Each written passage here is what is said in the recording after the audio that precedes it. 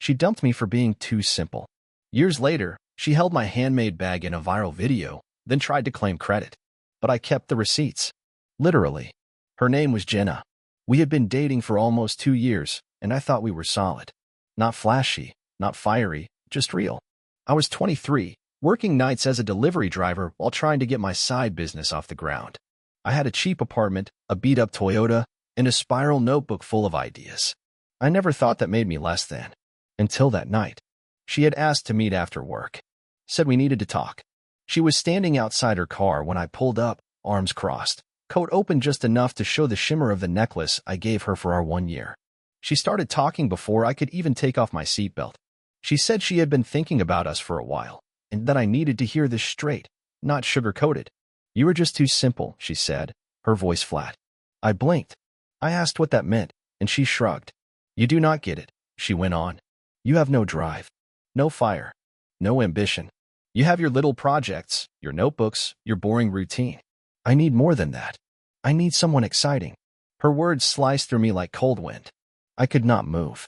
I just stared at her, this woman I thought I was building a life with, telling me I was not enough because I was not flashy enough, not loud enough, not dangerous enough. I remember asking her, softly, so what now? She looked me right in the eyes and said, I am not going to waste my time waiting for you to become someone interesting. Then she got in her car and drove away. And that was it. No hug. No tears. Just a cold goodbye and the sound of tires crunching gravel. I stood there under a flickering street lamp, hands in my pockets, heart sinking like a stone. Part of me wanted to scream.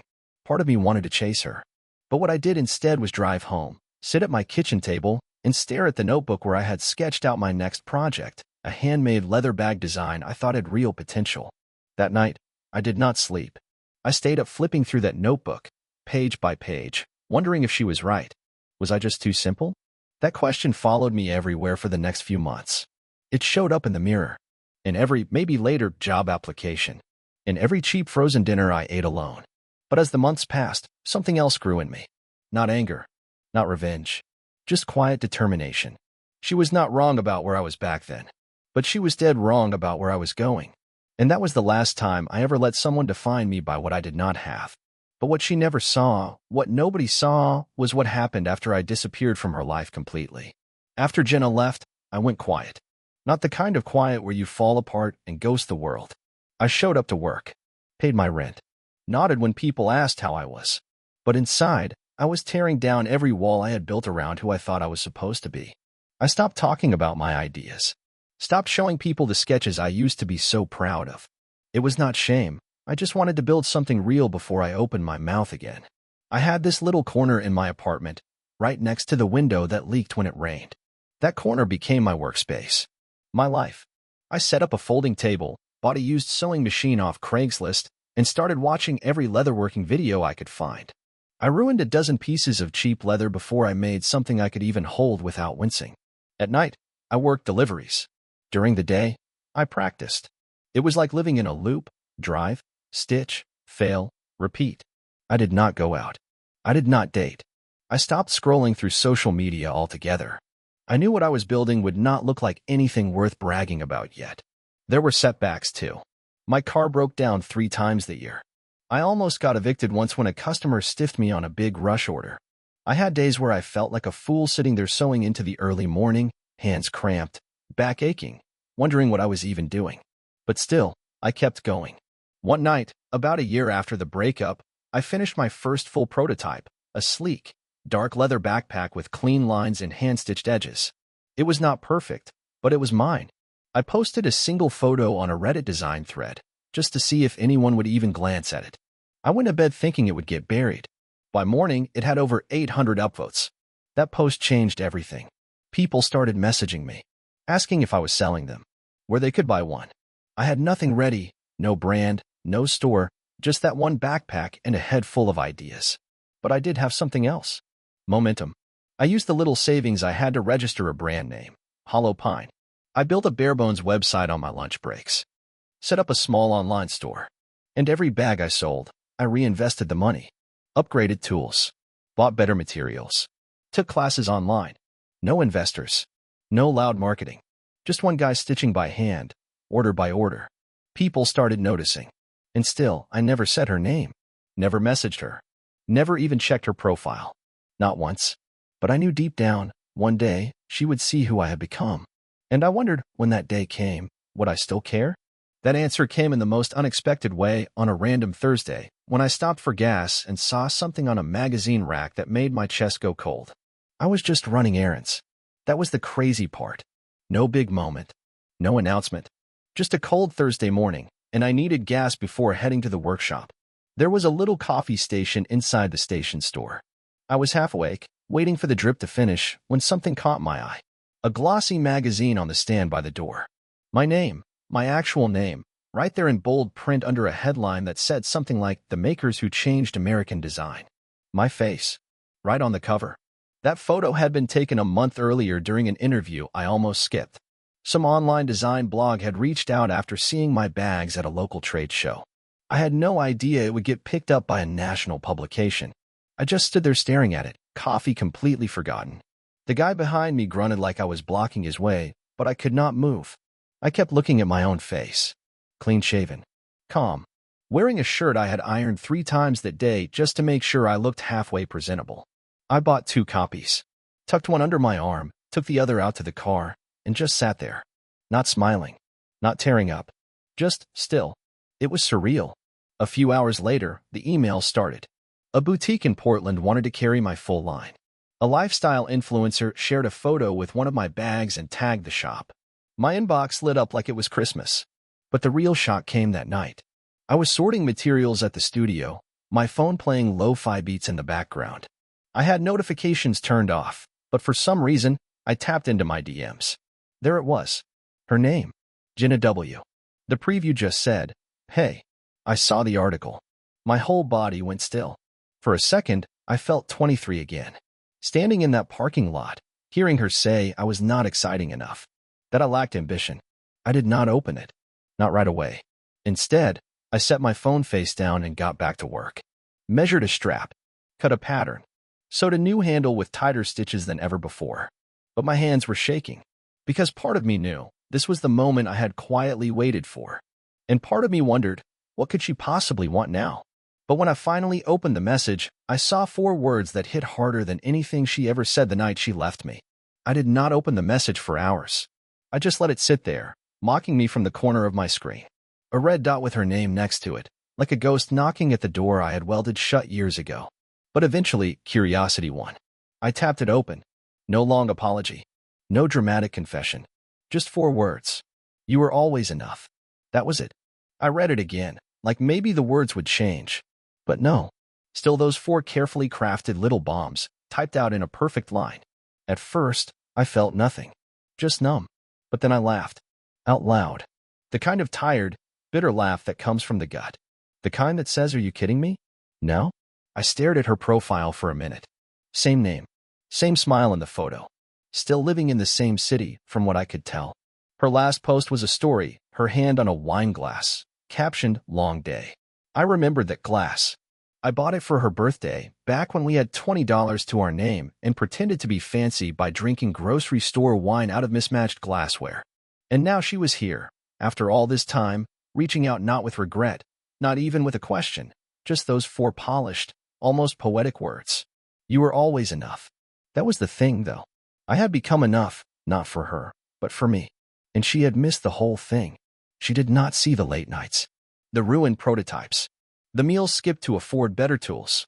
The silence I wrapped around myself like armor. She was not there when I almost gave up after my first full order got stolen off my porch. Or when I spent my last $40 mailing a sample to a buyer who never responded. She left during the blueprint phase and now wanted to admire the finished building. Still, something in me itched to respond. Maybe not out of longing. Maybe just to see what else she would say. So I typed 1 word. "Why?" Sent it. Sat there. Waited. 3 dots popped up. Then vanished. Then popped up again. Whatever she was writing, she was struggling to say it. Finally, her reply came through. "It was not about you. I was scared you would never grow out of that quiet life. But now I see you were just building something real. I was too shallow to wait." She added a little heart emoji after that. Like we were sharing something tender. But all I saw was someone who thought she had bet on the wrong horse, and now wanted to circle back when the race was over. The next message? That one cut deeper than the first and revealed a truth I never expected. Her next message landed while I was elbow deep in a batch of rush orders. I had just finished hand finishing a custom satchel for a client in Chicago. My hands were stained with dye. My eyes ached from squinting at stitching lines. Then my phone buzzed again. The message read, "I married someone who had it all, but none of it felt real." I just sat there staring at it. The studio was dead quiet, save for the soft hum of the heater and the ticking of the old wall clock. I did not even know she had gotten married. Her words hung in the air, sticky and sharp. She followed it up with more. "He had the job, the house, the lifestyle my parents wanted for me. I thought I wanted that too. But every night, I came home to someone who never looked at me the way you did. He never cared about what I thought. He just wanted a trophy on his arm." I felt my stomach twist, not with jealousy, not even anger, just disbelief. She had actually married someone else, built a life. And now here she was, years later, cracking the door open like I might still be waiting on the other side. I did not know what was worse, her saying I was always enough, or her basically admitting she had settled, and now she was circling back like I was plan B. I scrolled up to reread the message, thinking maybe I was misreading the tone. But I wasn't. She went on to say her marriage had ended a few months ago, that she had started seeing my work pop up on design blogs and retail sites, that it felt surreal to see me everywhere. Then came the final blow. "I made the wrong choice, and I think about it all the time." That did it. I put the phone down, stood up, and walked outside into the bitter air. The sky was darkening. That kind of dusty blue-gray that means snow is probably coming soon. I watched my breath curl into the air, like smoke escaping something burning deep inside me. All those years of doubt, of grind, of wondering if I had made a mistake.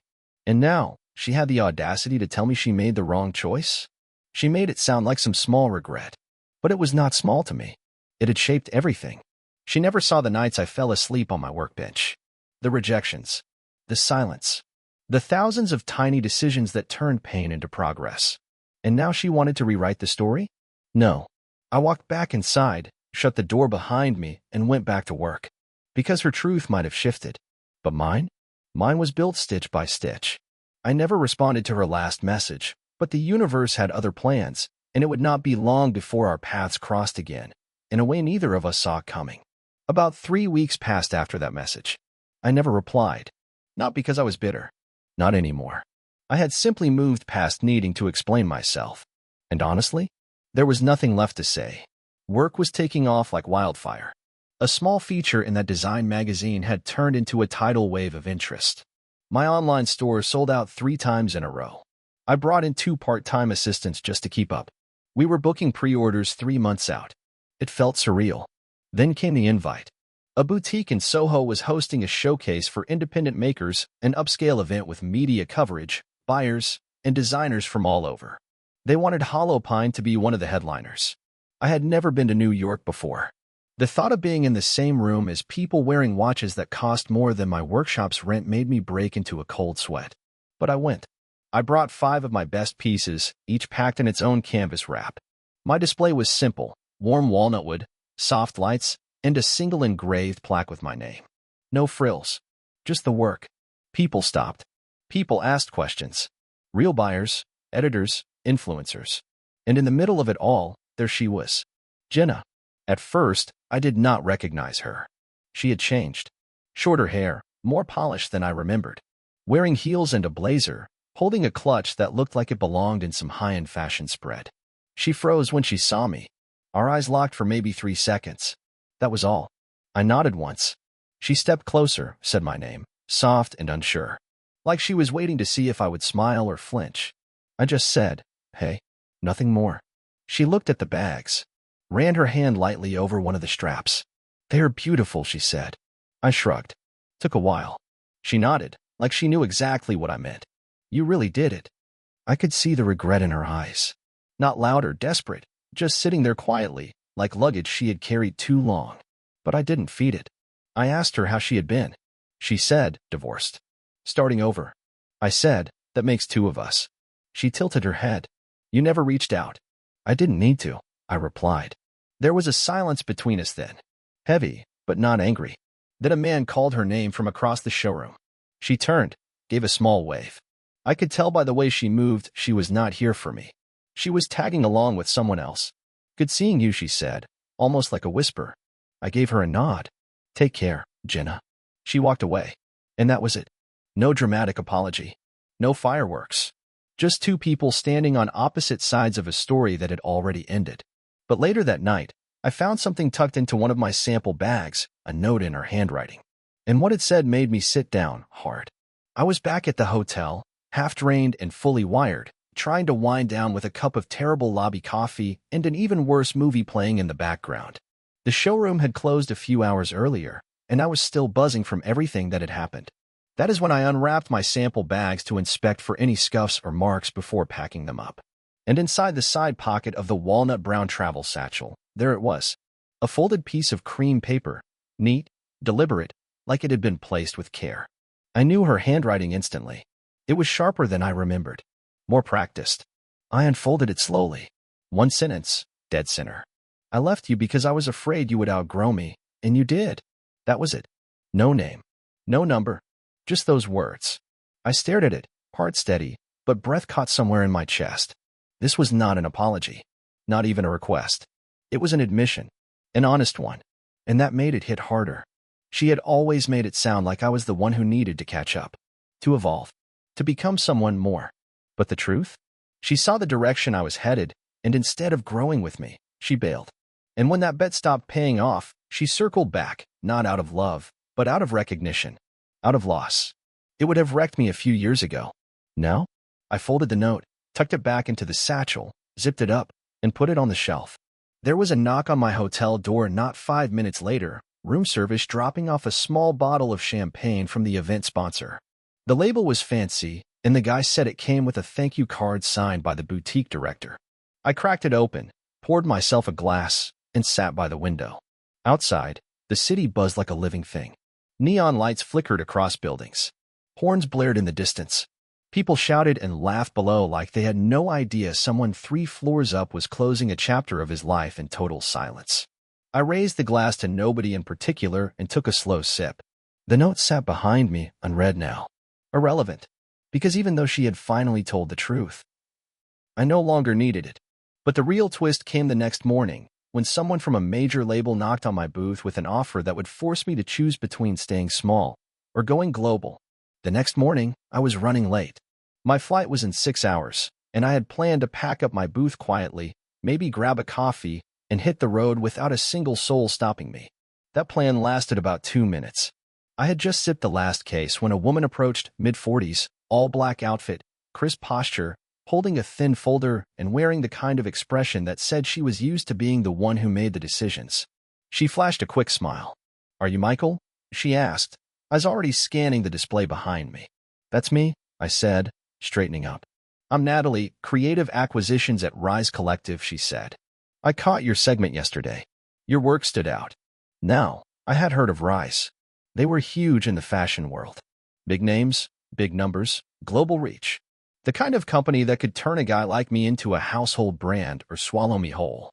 She opened the folder. Inside was a typed proposal. A licensing deal. They wanted to mass-produce one of my original backpack designs at scale, under their umbrella, with a royalty cut and the promise of distribution in 4 major cities to start. I would retain creative control on the first run, but after that, they owned the line. She said the words exclusive rights like they were a gift. I just nodded, asked for a moment, and stepped aside.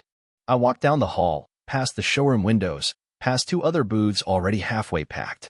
My heart was pounding. My hands were slick. This was the moment I used to dream about. But now that it was here, all I could think about was the corner of my studio back home. The worn wood floors. The half-finished sketches. The little drawer where I kept a folded receipt from the day I registered Hollow Pine. That studio was mine. Every inch of it. Every scar on the work table, every notch in the shelves, every leather scrap stuck between the floorboards. Nobody had built that but me. I thought about Jenna again, not with anger, not with longing. Just clarity. She had chased shortcuts. Polished lives. Safe bets. Me? I had taken the slow road. The brutal road. The real road. And standing there, holding that deal in my hands, I finally understood something. What looked like a golden ticket might just be a leash with glitter on it. I walked back over to Natalie. She smiled. "Questions?" I nodded. "One. If I say no, do I ever get a second shot? Her smile didn't even flicker. In this business? Rarely. I looked her in the eyes. Then I guess I better make this one count. I handed the folder back. Thanks. But Hollow Pine stays in my hands for now. Her eyes narrowed just slightly. But she nodded. Your call, Michael. I respect it. She turned and walked away. And just like that, I knew. I was not chasing anyone anymore. Not her. Not them.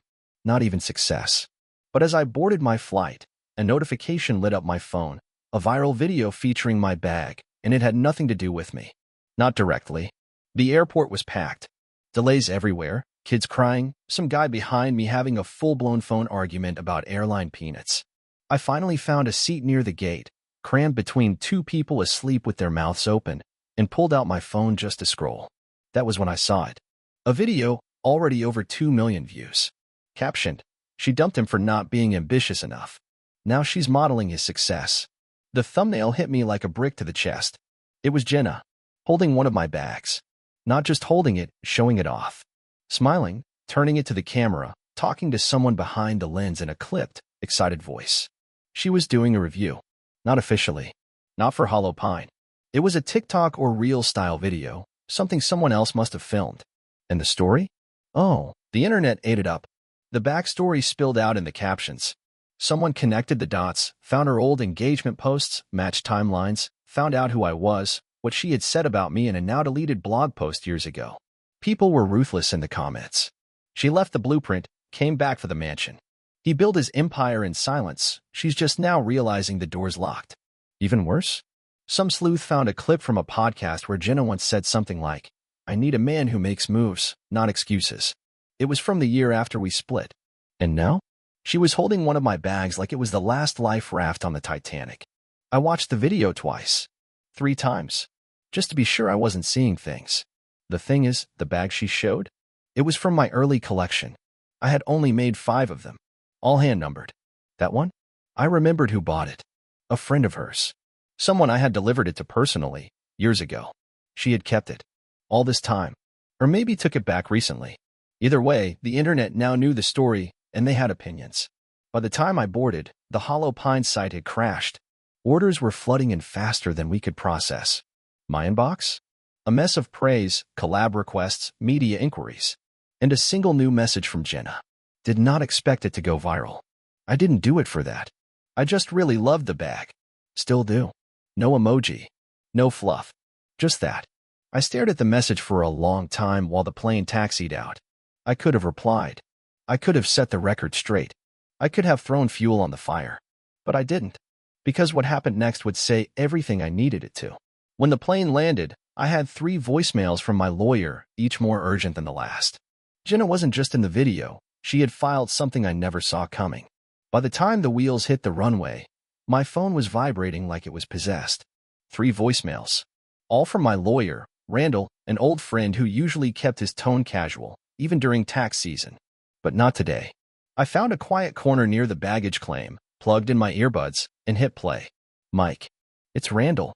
Call me as soon as you land, seriously. We have a situation. Second message. Okay, so this might sound ridiculous, but there's been a filing, a claim about the Hollow Pine brand, specifically that one of your designs was, quote, inspired by prior collaborative conversations. My blood ran cold. Third message. She filed it, Mike. Jenna. Some legal nonsense about a concept she claims she sketched years ago while you were together. It's weak, but she's attached it to that viral video. We need to get ahead of this. I sat there, in the middle of a crowd of strangers, staring at my reflection in the window. That bag. The bag. The early design. I knew it, inside and out. She had watched me make it. I had sketched it during one of those long, quiet nights while she scrolled her phone beside me on the couch. She had never touched it. Never stitched. Never contributed a single cut or crease. But now, in the wake of a viral video, she was filing a claim, hoping to get in the door through the back after locking me out years ago. It hit me hard, not because I was afraid. Legally, we would win, but because it made everything crystal clear. She had not come back out of love, not even out of guilt. Just desperation, dressed up in nostalgia. That is what people do when they see you and after they wrote you off. They scramble to find a way back into your story. Not to apologize. Not to rebuild. but to insert themselves where they no longer belong. I called Randall. We set up a response plan. Then I shut off my phone. I spent the next week off the grid, in my studio, just working. No interviews. No statements. No rage posts. I made 3 new bags. Each one sharper, cleaner, more honest than the last. All original. All mine. The filing was dropped a month later. Silently. No press release. No apology. And just like that, the last thread tying her to my story snapped. I did not reach out. I did not need to. Because here is the truth. She left because she thought I was not enough. But becoming enough? That was never about proving her wrong. It was about proving myself right. So I folded her note one last time, slid it into the bottom drawer of my workbench, and went back to building the life she said was too quiet to matter.